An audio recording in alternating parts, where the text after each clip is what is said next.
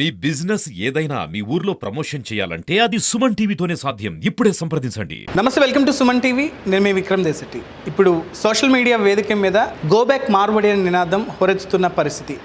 అసలు ఎందుకంటే ఇతర రాష్ట్రాల నుంచి మార్వడీలు మన తెలుగు రాష్ట్రాలకి ఎన్నో సంవత్సరాల క్రితం వచ్చారు.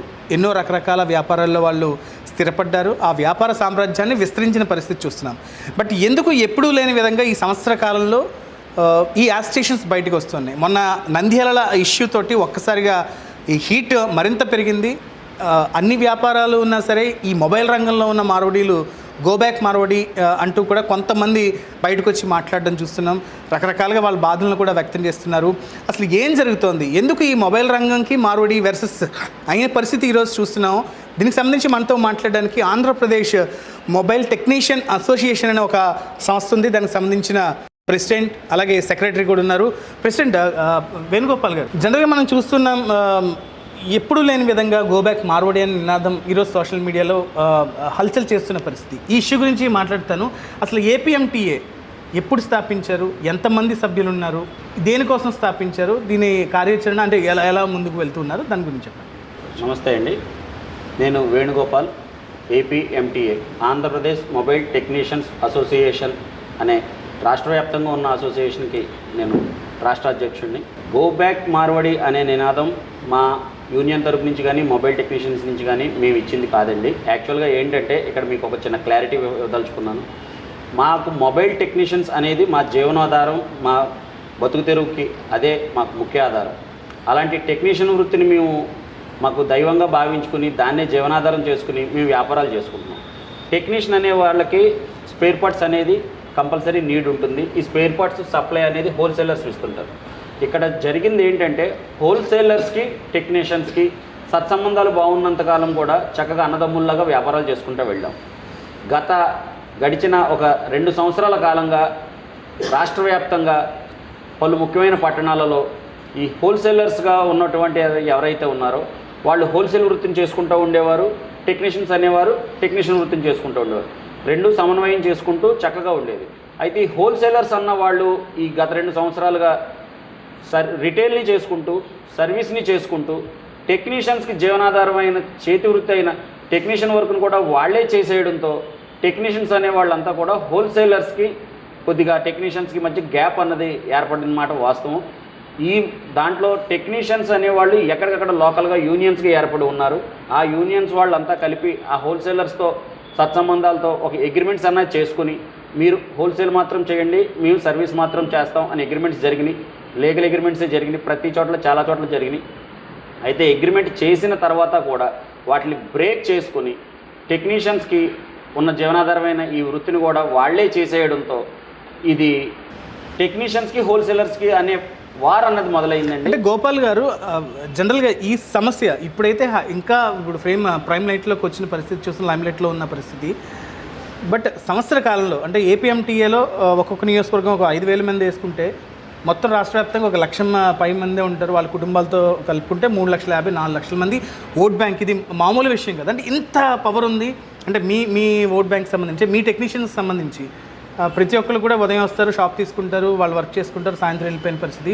వాళ్ళ మీద ఆధారపడిన కుటుంబాలు కూడా జీవిస్తున్న పరిస్థితి. ఇప్పుడు ఒక అంటే స్టేబుల్గా లేని మార్కెట్ కనిపిస్తుంది. అసలు దీనికి సంబంధించి ఏపీఎంటీఏ ఎలాంటి ఆలోచన చేస్తుంది? అంటే అందరినీ ఒక తాటి మీదకి తెచ్చి తీసుకెళ్లేందుకు ప్రయత్నాలు ఎలా జరుగుతున్నాయంటారు? ఇక్కడ ముఖ్యంగా ఏంటంటే సార్, లోకల్గా అనేది ఏ సిటీకి ఆ సిటీ, అది పట్టణం అవ్వచ్చు లేదా ఒక మున్సిపాలిటీ కార్పొరేషన్ అవ్వచ్చు, ఇంకా అంతకన్నా చిన్న చిన్న పల్లెటూర్లు అవ్వచ్చు. సుమారుగా 30 మంది టెక్నీషియన్స్ అనేవాళ్ళు ఎక్కడైతే ఉన్నారో వాళ్ళందరినీ లోకల్గా యూనియన్స్ అనేవి ఏర్పడడం జరిగింది. ఈ లోకల్ యూనియన్స్ అన్నీ కలుపుకొని ఒక జిల్లా వ్యాప్తంగా ఒక జిల్లా కమిటీగా ఏర్పాటు జరిగింది. ఈ జిల్లా కమిటీలన్నింటినీ కలుపుకొని రాష్ట్ర వ్యాప్తంగా కూడా ఒక సంస్థ కింద తయారు చేసుకుని మేము రాష్ట్ర వ్యాప్తంగా 26 జిల్లాల్లో ఉన్న ప్రతి చిన్న పెద్ద అన్ని యూనియన్ని కలుపుకొని ఆంధ్రప్రదేశ్ మొబైల్ టెక్నీషియన్స్ అనేగా ఏర్పడడం జరిగింది. దీనికి ప్రభుత్వం నుంచి కూడా తీసుకోవడం జరిగింది. అయితే మీరు అన్నట్టుగా 1,00,000కు పైగా కుటుంబాలు సార్, 1,00,000కు పైగా కుటుంబాలు, 1,00,000 మంది టెక్నీషియన్స్ ఇక్కడ సర్వీస్ సెంటర్స్ మెయింటైన్ చేస్తున్నారంటే వాళ్ళ దగ్గర పనిచేస్తున్న వర్కర్స్ని కూడా మీరు బేస్ చేసి చూసుకున్నట్టయితే కనీసం 10 మంది టెక్నీషియన్ షాప్స్లో ఒక 5 వర్కర్స్ని పెట్టుకున్నా సరే 1,50,000 మంది దీనిపైన జీవనాధారం పొందుతున్నారు. 1,50,000 మంది అంటే 1,50,000 కుటుంబాలు లెక్కేసుకుంటే ఇంచుమించుగా 2 లక్షల దగ్గరగా అవుతున్నారు. 3 లక్షలు 4 లక్షలు ఓట్ బ్యాంక్ కూడా కనబడుతుంది. అయితే దీని గురించి ఏంటంటే హోల్సేలర్స్కి టెక్నీషియన్స్కి అనేది గ్యాప్ అన్నది ఏర్పడింది. ఇది ప్రధానంగా చూసుకుంటే హోల్సేల్ అనేది చాలామంది చేస్తున్నారు. అది లోకల్ వాళ్ళు హోల్సేల్ చేస్తున్నారు, నాన్ లోకల్ నుంచి వచ్చిన వాళ్ళు చేస్తున్నారు, రకరకాల కమ్యూనిటీ వాళ్ళు చేస్తున్నారు. ఇక్కడ మాకు వచ్చిన ప్రధానమైన సమస్య ఏం జరిగింది అంటే ఈ మార్వాడీస్ అనేవాళ్ళు ఎవరైతే ఉన్నారో వాళ్ళు మార్కెట్ని స్టార్టింగ్లో వచ్చారు, మీ లోకల్ యూనియన్లో ఉన్న సభ్యులందరూ మాకు సపోర్ట్ చేస్తే మేము మీకు సపోర్ట్ చేస్తాం, మంచి ప్రైస్ ఇస్తాం, మంచి ఐటెం ఇస్తామని చెప్పడంతో మేమందరం కూడా వాళ్ళకి సహకరించుకుంటూ వచ్చాం. అయితే ఇప్పుడు జరిగింది ఏంటంటే పర్టికులర్గా హోల్సేలర్స్లో ఈ ఒక వర్గం ఏదైతే ఉందో పర్టికులర్గా ఆ వర్గానికి సంబంధించి ఆ కమ్యూనిటీకి సంబంధించిన వాళ్ళందరూ కూడా మేము టెక్నీషియన్స్ అనేవాళ్ళం కులాలకి మతాలకి అతీతంగా మేమందరం యూనియన్ అయ్యాం. కానీ వాళ్ళు రాష్ట్ర వ్యాప్తంగా కేవలం ఒక కమ్యూనిటీ వాళ్ళు మాత్రమే ఒక యూనియన్గా ఫామ్ అవ్వి వాళ్ళు చెప్పిందే రేటు, వాళ్ళు చెప్పిందే రూలు అన్నట్టుగా చేసుకుని సర్వీస్ అనేది వాళ్ళ వర్గమే స్టార్ట్ చేయడంతో ఈ వారు మొదలైంది. సో జనరల్గా అంటే సంవత్సర కాలం నుంచి మేము అబ్జర్వ్ చేస్తున్నాం. ఇటు శ్రీకాకుళం కావచ్చు, భీమవరం, రాజమండ్రి, మొన్న రీసెంట్గా నంద్యాల, ఇక తెలంగాణ రీజన్లో కూడా కరీంనగర్లో కూడా అంటే గో బ్యాక్ మార్వాడి అనేది మొబైల్ రంగంలోనే వస్తుందని అంటున్నారు. అంటే ఈ సంవత్సర కాలంలో మీ దృష్టికి వచ్చిన దీన్ని ఏదైనా రిప్రజెంటేషన్గా ఎవరికైనా నాయకులకి వెళ్ళి మాట్లాడడం జరిగిందా? దానికి సంబంధించి ఏమంటారు? జరిగినాయి సార్. అదే మీరు అన్న 4 పట్టణాలే కాదండి, 26 జిల్లాల్లో ప్రతి జిల్లాలోని కూడా యాజిటేషన్స్ జరిగినాయి. అది లోకల్గా అక్కడ ఉన్న పొలిటికల్ లీడర్స్ ఎవరైతే ఉన్నారో వాళ్ళకి ఆ లోకల్ యూనియన్స్ వెళ్ళి రిప్రజెంటేషన్ ఇవ్వడం జరిగింది. అలాగే లోకల్గా ఉన్న ఛాంబర్స్ కానీ లేదా పోలీస్ డిపార్ట్మెంట్ వారిని కానీ కూర్చోబెట్టుకుని రాజీ ప్రయత్నాలు అయితే జరిగినాయి. ఇందులో ఒక భాగంగా ఏం జరిగింది అంటే లోకల్గా ఉన్న హోల్సేలర్స్ ఎంతమంది ఉంటారో వాళ్ళందరినీ కూర్చోబెట్టి లోకల్ యూనియన్ నాయకులు ఇద్దరు ముఖాముఖిగా కూర్చుని సమక్షంలో రాజీలు చేసుకుని వాళ్ళు హోల్సేల్ మాత్రం చేసుకునేలాగా వీళ్ళు సర్వీస్ మాత్రం అంటే వాళ్ళకి వ్యాపారం చేసుకోవడం వల్ల వాళ్ళకి బతుకుతెరువు ఉంది సార్. టెక్నీషియన్ అనేవాడికి సర్వీస్ చేసుకుంటే మాత్రమే బతుకుతెరువు ఉంది. కేవలం సర్వీస్ ఛార్జ్ మీద మాత్రమే అతను బతకాలి, అతని కుటుంబాన్ని బతికించుకోవాలి. దాని గురించి ఏంటంటే ఇది డాక్యుమెంటేషన్గా ఒప్పంద పత్రాలు అయితే ప్రతి చోట జరిగినాయి. అగ్రిమెంట్స్ చేసుకున్నారు. ఆ అగ్రిమెంట్స్తో చాలా చోట్ల సామరస్యంగా వెళ్తుంది. అక్కడంతా కూడా బాగానే ఉంది. ఇప్పుడు నంద్యాల ఇష్యూలో కూడా అందరికీ తెలియాల్సిన ఒక వాస్తవం ఏంటి అంటే నంద్యాలలో కూడా మార్వాడీస్ అనేవాళ్ళు హోల్సేల్ చేస్తున్నారు మొబైల్స్కి సంబంధించి. అయితే అక్కడ టెక్నీషియన్స్ కూడా ఉన్నారు. అక్కడ హోల్సేల్ చేస్తున్న వారికి టెక్నీషియన్స్కి ఒప్పందం జరిగింది. ఆ ఒప్పందం పరంగా అక్కడ సామరస్యంగానే ఉంది. ఇప్పుడు అక్కడ కొత్తగా ఇంకొక మార్వాడి వర్గం కొత్త వర్గం వచ్చి హోల్సేల్ స్టార్ట్ చేస్తాను అన్నప్పుడు ఈ లోకల్గా ఉన్న వాళ్ళు వద్దు, మాకు ఇక్కడ ఒప్పందం ఉంది, కొత్తగా ఎవరికి కూడా మేము అట్రాక్ట్ అవ్వడానికి లేము అని అనడంతో వాళ్ళు మీరు ఏం చేస్తే చేసుకోండి, మేము చేయాల్సింది సర్వీస్తో సహా మేము మొత్తం చేస్తామని చెప్పి దిగడంతో ఈ లోకల్గా ఉన్న వాళ్ళంతా కూడా ఒకటవి స్థానికమైన మాకు ఇక్కడ పుట్టి పెరిగిన మాకు ఆంధ్రాలో పుట్టి పెరిగిన మాకు ఇక్కడ మాకు బతుకు తెరువు లేకుండా చేస్తున్నారని గో బ్యాక్ మార్వాడి అనే నినాదం రోడ్లెక్కి నిరసన ర్యాలీలు చేయడం జరిగింది. గోపాల్ గారు, అసలు ఈ మొబైల్ వచ్చిన దగ్గర నుంచి ఈ మొబైల్ ఇండస్ట్రీ అంతా కూడా అసలు దశ దిశలు వ్యాప్తి చెందుతుంది. మొబైల్ చూస్తూనే లేస్తున్నారు, మొబైల్ చూస్తుంటేనే పడుకున్న పరిస్థితి. అంటే ఏంటి ఇంత వ్యవస్థలో ఎప్పుడూ లేనిది, ఎందుకు ఈ కుదుపులు అంటే ఏం చెప్తారు? మానవ శరీరంలో ఒక అవయవంగా మారిపోయిన మొబైల్ ఫోన్ అనేది చాలా ఖరీదైంది సార్. మొబైల్ ఫోన్ అనేది ఖరీదైందే కానీ మొబైల్ ఫోన్ని రిపేర్ చేసే టెక్నీషియన్ బతుకు మాత్రం ఖరీదుగా లేదండి. చాలా అధపాతాళానికి దిగిపోయింది. దీనికి కారణం ఏంటంటే గతంలో మనకి లోకల్గా శ్రీ సిటీ అని చెప్పి మన ఆంధ్రప్రదేశ్కి సంబంధించి శ్రీ సిటీలో మ్యానుఫ్యాక్చరింగ్ యూనిట్స్ ఉండేవి. Celkon, Karbonn, Micromax, Lava, Intel, Itex ఇలా చాలా కంపెనీలు ఉండేవి. మొబైల్ వాడుతున్న వినియోగదారులందరికీ తెలుసు, మొత్తం ప్రేక్షకులందరికీ కూడా తెలుసు. మరి ఇప్పుడు ఆ కంపెనీలన్నీ ఏమైపోయినాయి? అలాగే గతంలో ఏదన్నా ఒక ఛార్జర్ కానీ ఒక ఇయర్ ఫోన్ కానీ ఏదన్నా ఐటమ్స్ కానీ కొనాలి అనుకుంటే ఒక బ్రాండెడ్ కంపెనీ ఐటమ్ ఉండేది, దానికి ఒక ఐఎస్ఐ సర్టిఫికేషన్ ఉండేది, దానికి కొన్ని స్పెసిఫికేషన్స్ ఉండేవి. మీరు చూసుకోండి, గత 2-3 సంవత్సరాలుగా చూసుకోండి, ఈ కంపెనీలు అనేవి మాయమైపోయినాయి. వాటికి సంబంధించిన ఒక డిస్ట్రిబ్యూషన్ వ్యవస్థ ఉండేది, రాష్ట్ర వ్యాప్తంగా ఒక డిస్ట్రిబ్యూషన్ వ్యవస్థ, జిల్లా, మండలాలు, సిటీ వారీగా డిస్ట్రిబ్యూషన్ వ్యవస్థ ఉండేది. వాళ్ళ దగ్గర నుంచి మేము స్పేర్ పార్ట్స్ తీసుకుని వ్యాపారం చేసినంతకాలం కూడా చాలా చక్కగా వ్యాపారాలు జరిగినాయండి. ఇప్పుడు మీరు చూసుకుంటే రాష్ట్ర వ్యాప్తంగా డిస్ట్రిబ్యూటర్ అనేవాడు కనుమరుగైపోయాడు. డిస్ట్రిబ్యూటర్లు కనుమరుగైపోవడంతో ఈ కంపెనీలే మూతపడిపోయినాయి. దీన్ని ఒకసారి మీరు చూసుకుంటే అనాథరైజ్డ్గా నాన్ ఐఎస్ఐ సర్టిఫికేట్తో చైనా నుంచి పార్ట్స్ని ఇంపోర్ట్ చేసుకుని అది సెల్ ఫోన్ లోపల వాడే విడిభాగాలు అవ్వచ్చు, లేదనుకుంటే బయట వాడుకునే ఛార్జర్, ఇయర్ ఫోన్స్, బ్లూటూత్స్ అవ్వచ్చు. వీళ్ళు సొంతంగా ఏదో ఒక చైనా ఐటెం రప్పించి దానికి ఒక బ్రాండ్ పేరు పెట్టి దానిని మార్కెట్లోకి తీసుకొచ్చి బలవంతంగా మెల్లిమెల్లిగా అలవాటు చేసి ఇప్పుడు బలవంతంగా అది మా మీద రుద్దుతున్నారు సార్. టెక్నీషియన్స్ అనేవాళ్ళు క్వాలిటీ ప్రొడక్ట్ కావాలి అని చెప్పి మేము అడుగుతున్నాం, మా దగ్గర ఇదే ప్రొడక్ట్ ఉంటుంది అని చెప్పి వాళ్ళంతా ఒక సిండికేట్ కింద అవి ఆ ఐటమ్ను మాత్రమే ఇవ్వడం జరుగుతుంది. దాని గురించి సర్వీసు టెక్నీషియన్స్ దగ్గరికి సర్వీస్ అనేది బాగా తగ్గిపోవడం జరుగుతుంది. ఇది ఒకసారి కూడా అందరూ గుర్తించాలి. అంటే ఏపీఎంటీఏ మీరన్నారు ఖచ్చితంగా మేము ఎవరైతే టెక్నీషియన్స్ ఉన్నారో వాళ్ళ హక్కుల గురించి, వాళ్ళ వృద్ధి గురించే మేము మాట్లాడుతూ ఉంటాం, వాళ్ళ స్టాండర్డ్ ఆఫ్ లైఫ్ ఇంకా బాగుండాలని మేము కోరుకుంటూ ఉన్నాం. అంటే ఏపీఎంటీసీలో ఎక్కడెక్కడ సమస్యలు ఉంటే మీరు ఇంటర్నల్గా చేస్తుంటారు, ఫర్దర్గా కార్యాచరణ ఏంటి, ఇంకా ఏపీఎంటీఏ ద్వారా ఏం చేశారు అసలు? సమస్య ఉన్నప్పుడు వల్ల కూడా సమస్య పరిష్కారానికి జిల్లాల వారీగా ఉన్న కమిటీలు అందరం కూడా మేము గ్రూప్స్లో మాట్లాడుకోవటం, అలాగే కాన్ఫరెన్స్ కాల్స్లో మాట్లాడుకోవటం, దానికి ఒక సమస్య సొల్యూషన్ ఏంటి అనే దాని గురించి మేము చర్యలు తీసుకుంటున్నాం, ఎక్కడెక్కడ సమస్యలు పరిష్కరించుకుంటూ వస్తున్నాం. అయితే ఈ సంవత్సర కాలంలో ఏపీఎంటీఏ ఏర్పడిన ఈ గడిచిన సంవత్సర కాలంలో ఒక టెక్నీషియన్, నంద్యాలకు సంబంధించిన ఒక టెక్నీషియన్కి రోడ్డు ప్రమాదం జరిగితే రాష్ట్ర వ్యాప్తంగా ఉన్న ఈ చిన్న టెక్నీషియన్సే, ఈ చిన్న టెక్నీషియన్స్ 100-200 కింద అలాగా అతనికి సాటి టెక్నీషియన్కి సహాయం కోసం సుమారు 5 లక్షల రూపాయలు మేము అతనికి ఇచ్చి వైద్యం చేయించి, కాళ్ళలో చిన్న మడమ పార్ట్ పోతే అది ఆర్టిఫిషియల్ లెగ్ను కూడా మేము ఏర్పాటు చేయించి ఈరోజు ఆ అబ్బాయి మళ్ళీ రోడ్డు మీద నడవగలుగుతున్నాడు, మళ్ళీ తిరిగి అతని కుటుంబాన్ని పోషించగలుగుతాడు. ఒకటి కాదు సార్, ఇలాగ తిరుపతిలో ఒక అబ్బాయికి ఫైర్ యాక్సిడెంట్ జరిగి హ్యాండ్ ప్రాబ్లం వస్తే అతనికి చేసాం. ఎక్కడో దాకా కాదు, రాష్ట్ర అధ్యక్షుడిని నాకే మొన్న దీపావళికి ఒక ప్రమాదంలో ఎడమ కన్ను పోయింది. రాష్ట్ర వ్యాప్తంగా ఉన్న టెక్నీషియన్స్ అందరూ కూడా నాకు ఒక 5 లక్షల రూపాయల వరకు కూడా నాకే సహాయం చేసి తిరిగి మళ్ళీ నన్ను ఈరోజు ఇలా నిలబెట్టగలిగారు.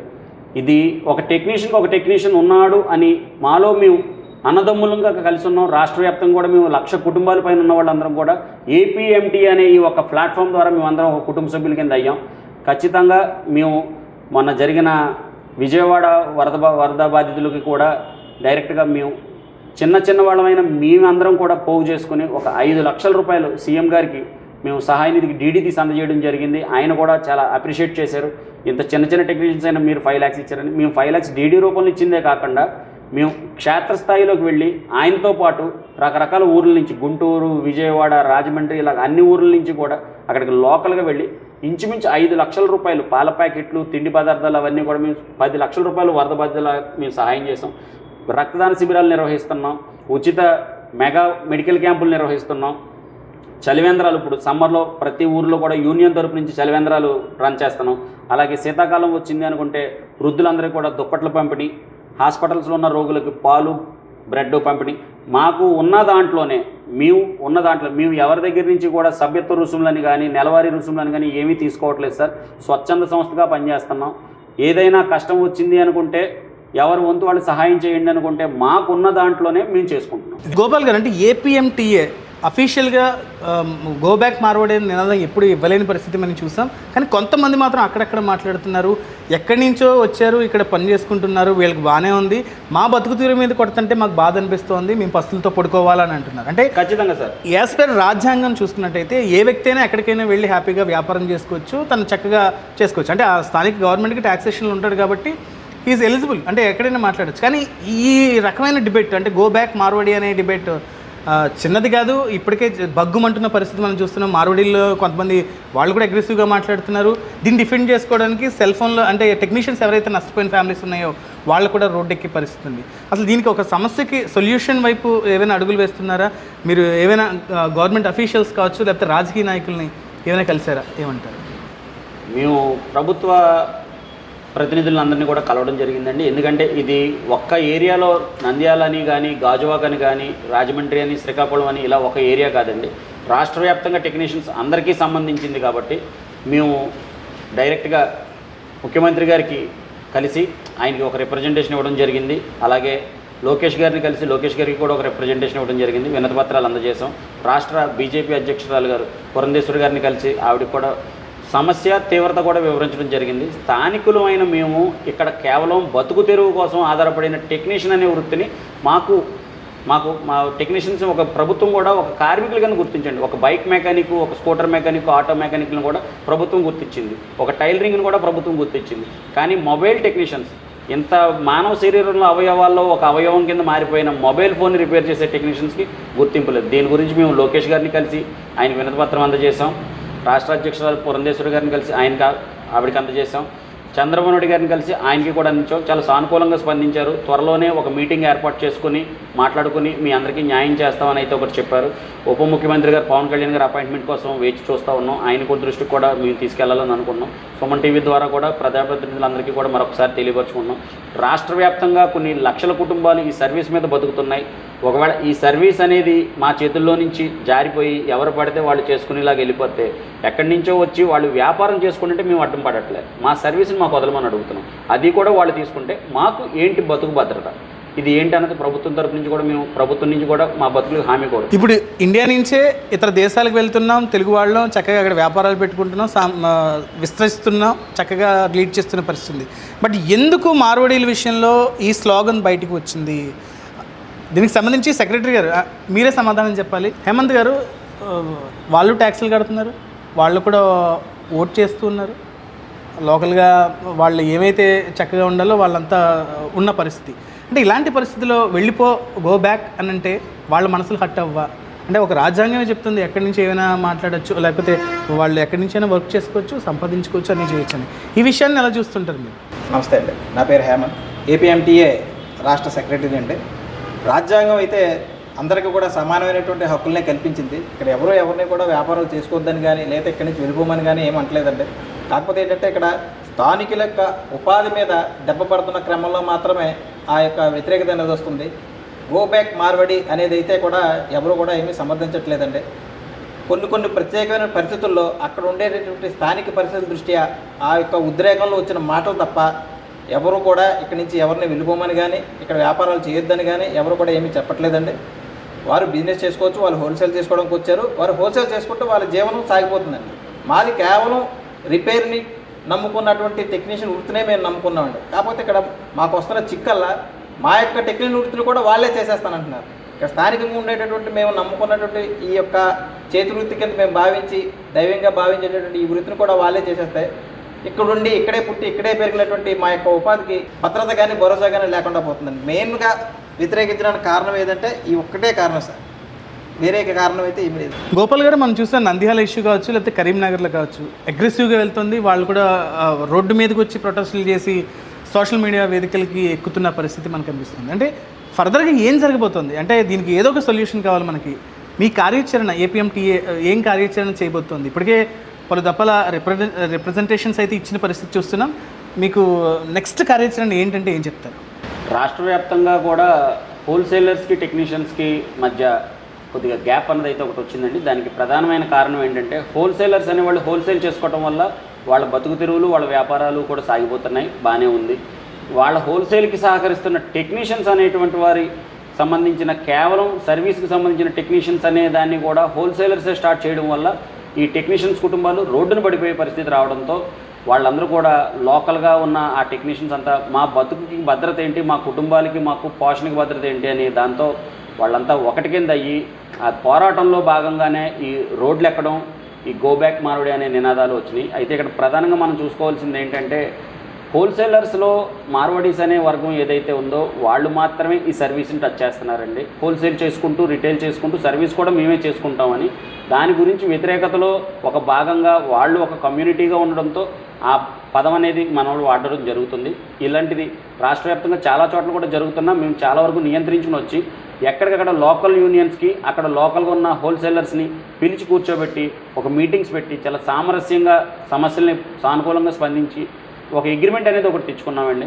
వాళ్ళ దగ్గర హోల్సేలర్స్ దగ్గర మాత్రమే అక్కడ లోకల్ ఉన్న వాళ్ళు కొనుక్కునేలాగా వాళ్ళకి వ్యాపారం ఇచ్చేయడానికి ఖచ్చితంగా వీళ్ళు ఒక బాండ్ రాసిస్తున్నారు టెక్నీషియన్స్ అందరూ. అలాగే టెక్నీషియన్స్కి సంబంధించిన సర్వీస్ని టచ్ చేయమని చెప్పి హోల్సేలర్స్ బాండ్ రాస్తున్నారు. ఇక్కడ మీరు గమనించాల్సింది ఒకటి ఏంటంటే హోల్సేలర్స్ అనేవాళ్ళు ఒక 5-6 ఉన్నారనుకోండి, ఆ 5-6 మీద డిపెండ్ అయ్యి ఒక 100-150 మంది టెక్నీషియన్స్ ఉన్నారు. ఈ హోల్సేలర్స్ 5 కూడా ఈ సర్వీస్ స్టార్ట్ చేస్తే ఈ 150 కుటుంబాలు రోడ్డును పడిపోయే పరిస్థితి ఉంది. అంటే వేణుగోపాల్ గారు, జనరల్గా మనం చూస్తున్నాం వ్యాపారం చేయాలంటే దానికి కావాల్సిన పెట్టుబడి ఉండాలి. ఆ పెట్టుబడి ఉన్న వాళ్ళే ఎవరైతే ఉన్నారో వాళ్ళే హోల్సేల్ షాపులు పెట్టుకుంటున్న పరిస్థితి. అసలు గ్రౌండ్ రియాలిటీ ఒక టెక్నీషియన్ ఫ్యామిలీ ఎంత సంపాదిస్తాడు, ఒక టెక్నీషియన్ ఎంత సంపాదిస్తాడు ఉదయం నుంచి రాత్రి వరకు? అంటే ఎలాంటి పనులు వస్తుంటాయి? జనరల్గా ఇప్పుడు ఏదైనా షాపింగ్ మాల్ అనుకోండి, మినిమం ఇంతమంది వస్తారు సేల్ కౌంటర్ అని ఉంటుందని. బట్ టెక్నీషియన్కి అది ఉంటుందా? అంటే నమ్మకంగా ఈరోజు నేను ఇంత పట్టుకెళ్ళగలను అనే నమ్మకం ఉంటుందా? అసలు ఈ టెక్నీషియన్ ఒక ఎలా ఉంటుంది, లైఫ్ ఎలా ఉంటుంది? అంటే యాక్చువల్గా మీరు అన్నది మాట చాలా కరెక్ట్ సార్. లక్షల పెట్టుబడి పెట్టగలిగితే షోరూమ్స్ మెయింటైన్ చేయగలం. షోరూమ్స్ మెయింటైన్ చేసుకుంటున్న వాళ్ళకి అంత లక్షల పెట్టుబడి ఉంది కాబట్టి వాళ్ళు ఎంతో కొంత వ్యాపారం చేసుకుని వాళ్ళు ఖచ్చితంగా ఇంతని పట్టుకెళ్తాం అనేది ఒక షూరిటీ ఉంది. టెక్నీషియన్ అనేవాడు కేవలం సర్వీస్ ఛార్జెస్, వాడు స్పేర్ పార్ట్ కొని తీసుకొచ్చి వేసిన తర్వాత అతనికి కేవలం సర్వీస్ ఛార్జ్ వస్తుంది. ఆ సర్వీస్ ఛార్జ్ ఎంత వస్తుంది అంటే ఈ రోజుల్లో మీకు ఒక ఉదాహరణ చెప్తాను. వాస్తవంగా జరిగిన ఉదాహరణలు ఇవి మీడియా పరంగా పేపర్లు అన్నింటిలో కూడా వచ్చినాయి. సుమారు గత సంవత్సర కాలంలో సర్వీస్ టెక్నీషియన్స్కి వ్యాపారం లేక కుటుంబ పోషణ కూడా చాలా టైట్ అయిపోయిన పొజిషన్లో సుమారుగా రాష్ట్ర వ్యాప్తంగా 6 టెక్నీషియన్స్ ఆత్మహత్య చేసుకున్నారు సార్. చాలా బాధాకరమైన విషయం.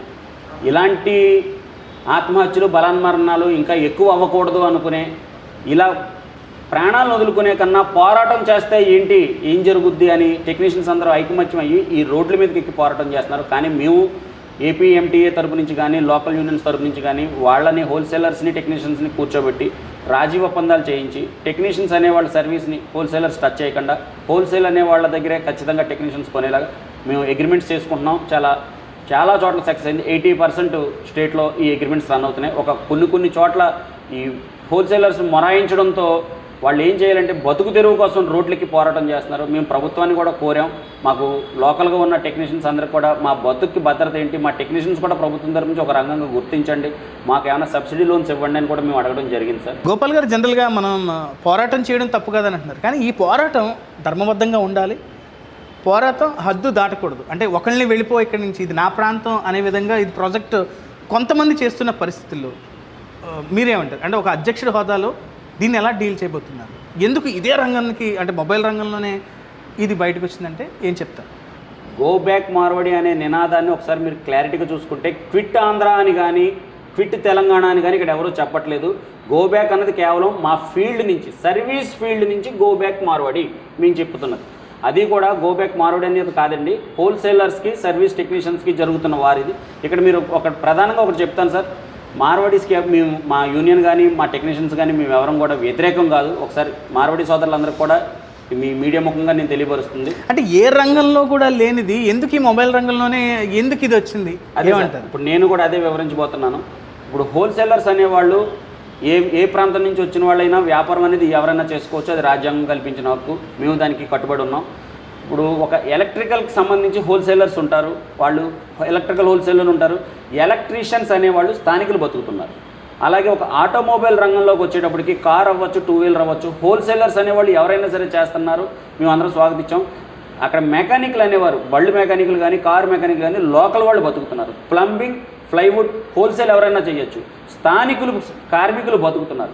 కేవలం ఈ మొబైల్ ఫీల్డ్కి వచ్చేటప్పటికి మాత్రమే ఈ హోల్సేల్ చేసేవాళ్ళు హోల్సేల్ చేసుకుంటూ, దాంతోపాటు రిటైల్ వాళ్ళే చేసుకుంటూ, ఆ వ్యాపారంతో పాటు సర్వీస్ రంగంలో కూడా వాళ్ళే ఎంటర్ అయిపోతే ఇక్కడ లోకల్గా పుట్టి పెరిగి డిగ్రీలు చదివి, ఇంజనీరింగ్లు చదివి, బోల్డ్ చదువులు చదువుకుని యువతకి ఉపాధి లేక, గవర్నమెంట్ నుంచి ఏ రకమైన ఉపాధి లేక, ఉద్యోగాలు లేక, స్వశక్తితో ఏమన్నా వ్యాపారాలు పెట్టుకుందామంటే ఆర్థికంగా బలంగా లేక, కేవలం సర్వీస్ అనే దాన్ని చేతివృత్తిగా ఎంచుకొని దీని మీద మాత్రమే స్వశక్తితో బతుకుతున్న వాళ్ళకి ఇది పెట్టుబడిదారీ వ్యవస్థ, పెత్తందారీ వ్యవస్థ కింద మారిపోయి హోల్సేలు మేమే చేస్తాం, రిటైలు మేమే చేస్తాం, సర్వీసు కూడా మేమే చేస్తాం, అంతా వాళ్లే చేసేసుకుంటే రాష్ట్ర వ్యాప్తంగా ఉన్న ఈ లక్షల కుటుంబాలు రోడ్డున పడిపోవాలి. కొన్ని ఆత్మహత్యలు జరిగినాయి, దానికి ఉదాహరణగా దాని గురించి మా పోరాటం జరుగుతుంది. మేము అందరినీ కోరుకునేది ఒకటే, మీరు రాజుల కింద ఉన్నారు, మీరు రాజుల కింద ఉండండి, మేము బానిసలుగా మా సర్వీస్ చేసుకుంటున్నాం, కానీ మీరు బానిసలుగా మమ్మల్ని మార్చాలని చూస్తే కనుక ఇది తీవ్రతరం దాల్చుతుంది. మేము అందరినీ కూడా కోరుకుంటుంది, సామరస్యంగా మీ వ్యాపారాలు మీరు చేయండి, మా సర్వీస్ మేము చేసుకుంటాం. ఇది ఏపీఎంటీఏ అధ్యక్షుడు అలాగే సెక్రటరీ చెప్పిన మాటలు. అంటే పెట్టుబడుల్ని మేము వద్దనట్లేదు, ఎక్కడి నుంచో వచ్చి ఇక్కడికి చక్కగా వ్యాపారం చేసుకుంటున్నారు, ఆ వ్యాపారాన్ని కంటిన్యూ చేసుకోమంటున్నాం. కాకపోతే స్థానికంగా ఉన్న వాళ్ళు పొట్టకూటి కోసం పనిచేసే ఒక టెక్నీషియన్ గురించి కూడా ఆలోచించాలి. హోల్సేలర్స్ అందరూ హోల్సేలర్గా, రిటైలర్స్ అందరూ రిటైలర్గా, అలాగే దీనికి సంబంధించి ఏదైతే టెక్నీషియన్స్ ఉంటారో, సర్వీస్ సెంటర్ ఉంటుందో వీళ్ళకి అప్ చెప్పే విధంగా ఉంటే ఈ రంగంలో కూడా ఎలాంటి కుదుపు లేకుండా సాఫీగా కొంతమంది ఇక్కడ లోకలర్స్ ఆనందంగా బతుకుతుంటారు. వాళ్ళ హక్కుల పోరాటం కోసమే మేము ఒక సంస్థనే ఏర్పరచుకున్నాం. చక్కగా ఎక్కడి నుంచి డబ్బులు కాదు, మాలో మేమే ఒకరికొకరు సహాయం చేసుకుంటున్న పరిస్థితి. ఇది బాగుండాలంటే వాళ్ళు అర్థం చేసుకోవాలి. వాళ్ళు అర్థం చేసుకోకపోతే పరిణామాలు కూడా అలాగే ఉంటాయంటూ కూడా చిన్న స్వీట్ వార్నింగ్ కూడా ఇచ్చిన పరిస్థితి మనం చూస్తున్నాం. కెమెరా పర్సన్ గణేష్తో విక్రమ్, సుమన్ టీవీ, రాజమహేంద్రవరం.